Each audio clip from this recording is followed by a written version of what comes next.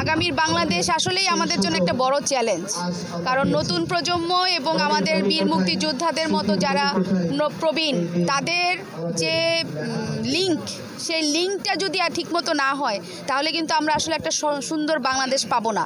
আর এই লিঙ্কের কাজটা করাটাই সবচেয়ে বড় চ্যালেঞ্জ আমাদের জন্য। আমাদের যে ছাত্র বৈষম্য আন্দোলনের সাথে জড়িত যে ছাত্ররা ছিল বা যারা ছিলেন তাদেরকে কিন্তু এখনও আমরা ঘরে ফেরাতে পারিনি, তারা এখনও তাদের জায়গায় যেতে পারেনি। আমাদের প্রত্যেকেরই একটা এইজের সাথে সমন্বয় রেখে কিন্তু যার যার দায়িত্ব, অর্পিত দায়িত্বগুলো পালন করতে হয়। আমার দেশপ্রেম, আমার দায়িত্ব পালন করা। আমি আমার অর্পিত দায়িত্বটা যদি সঠিকভাবে পালন করতে পারি তাহলেই সেটা আমার সঠিক দেশপ্রেম। কিন্তু এই মুহূর্তে কিন্তু আমাদের ছাত্রদের মেইন কাজ হচ্ছে পড়াশোনা করা, কিন্তু আমরা কিন্তু আমাদের ছাত্রদেরকে এখনও ঘরে ফেরাতে পারিনি। এখনও তারা সংক্ষুব্ধ, এখনও তাদের মনে অনেক প্রশ্ন, তাদের অনেক দাবি দেওয়া। এই যে তারা এখনও মাঠে রয়ে গিয়েছে, এইটা কিন্তু আমাদের সরকারি কর্মকর্তাদের জন্য একটা অনেক বড় চ্যালেঞ্জ। এটা আমাদেরকে এই চ্যালেঞ্জটা আমাদেরকে ফেস করতে হচ্ছে। আর প্রবীণ যারা, আজকের দিনে আমি যা বলবো বীর মুক্তিযোদ্ধাদের কথা, যারা তাদের বার্ধক্যজনিত কারণে অনেক পিছিয়ে আছে বা তাদের অবস্থানটা এখন আর সেই আগের মতো নেই। তারা যখন তরুণ ছিলেন তারা আমাদের দেশের জন্য যুদ্ধ করেছেন, কিন্তু এখন তারা প্রবীণ হওয়ার কারণেই অনেক কিছু করতে পারছেন না। তাদের যে মতামত, তাদের চেতনা, সেই চেতনাকে তরুণ প্রজন্মের চেতনার সাথে লিঙ্ক করতে হবে এবং সমন্বয় করেই আমরা কিন্তু একটা নতুন সুন্দর বাংলাদেশ গঠন করতে পারবো। আর সবচেয়ে বড় কথা হচ্ছে শুধুমাত্র রাষ্ট্রীয়ভাবে, জাতীয়ভাবে আমরা সংস্কার করব বা আমরা বৈষম্যহীন হব, বিষয়টা কিন্তু এমন না। আমাদের ব্যক্তি পর্যায়েও বৈষম্যহীন হতে হবে। আমাদের জন্মগতভাবে, পারিবারিকভাবে প্রত্যেকটা ঘরে ঘরে আমাদের কিন্তু ছোট ছোট বৈষম্যগুলো থেকে যায়। আমাদের ছেলে মেয়ের মধ্যেও আমরা বৈষম্য করি। এই যে ছোট ছোট বৈষম্যগুলো, এটাও যদি আমরা দূর না করতে পারি তাহলে বৃহৎ ক্ষেত্রে আমরা কিন্তু আমাদের বৈষম্যগুলো দূর করতে পারবো না।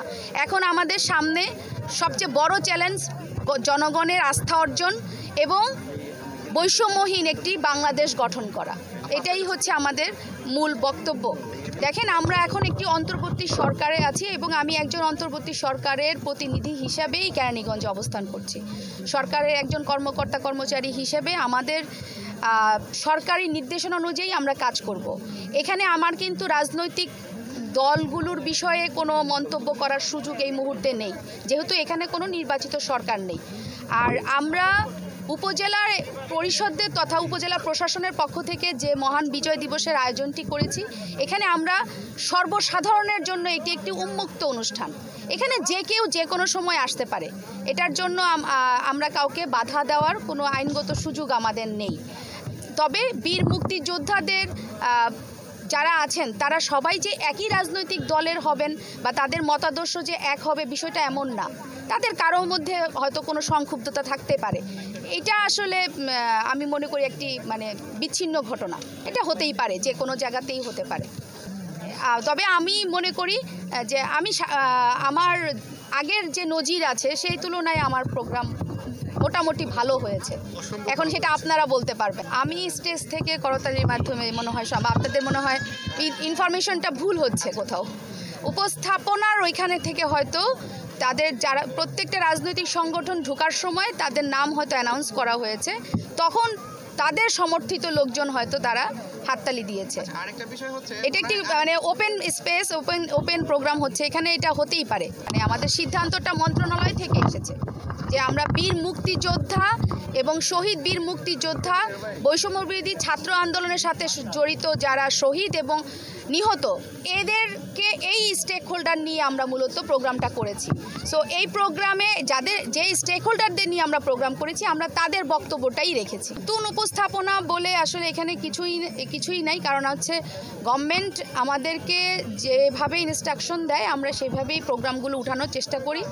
তাদেরকে আজকের দিনের জন্য আমাদের উচিত তাদের প্রতিদিনই তাদের জন্য কিছু না কিছু করার, কিন্তু আমরা আসলে হয়তো সেভাবে করতে পারি না। বিধায় আজকের দিনটা তাদের দিন, এজন্য তাদেরকে ডেকে একটু তাদেরকে সম্মাননা দেওয়া, তাদেরকে একটু ফুল দিয়ে বরণ করা, তাদেরকে সম্মানিত করা, এটাই আমাদের সরকারিভাবে সিদ্ধান্ত এবং আমরা সেটাই চেষ্টা করেছি।